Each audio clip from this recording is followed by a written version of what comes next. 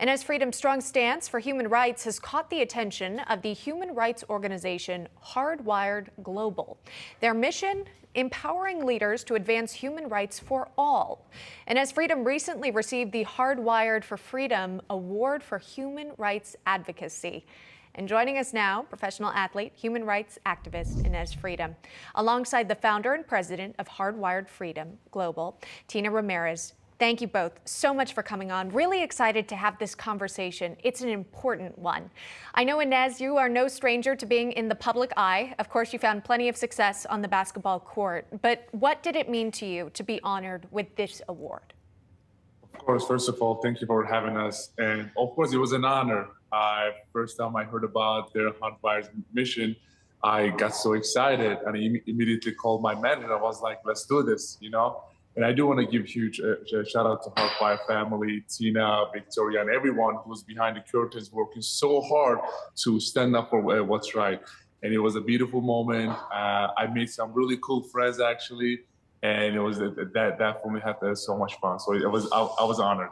Oh, that's great to hear. Tina, I got to ask, why was Inez the right choice for this honor?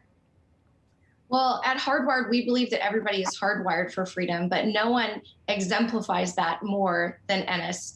I mean, just as you shared earlier, from his stance against Turkey and the impact on his own family, losing his ability to even see his family again in Turkey because of his stance standing up against the government and their dictatorial rule in Turkey, but also then in China. I mean, people are literally having their organs harvested in China. And he had the guts to stand up and to say something, the courage. And for that, because of all the money that the NBA, gives to China, or the involvement of China and just our NBA, he literally got blackballed. And so no one exemplifies this courage, the empathy for people who are literally just losing their most fundamental freedom around the world than Enes. And so we are honored to be able to support him and his foundation, and to be able to really honor him. And we want more people to be able to stand up for freedom, especially in America. I mean, we often don't think how often people have to lose their own livelihood for simply standing up for freedom, and yet he did. And we want to be able to honor him and the work that he's doing around the world.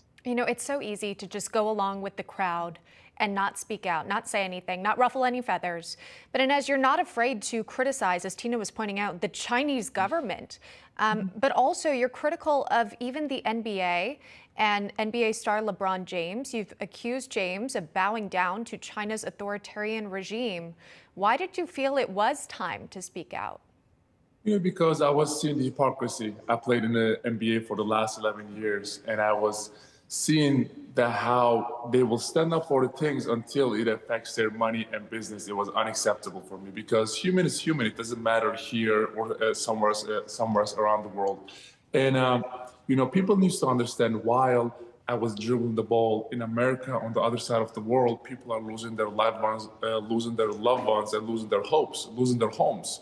So it was bigger than basketball, bigger than myself, and bigger than NBA.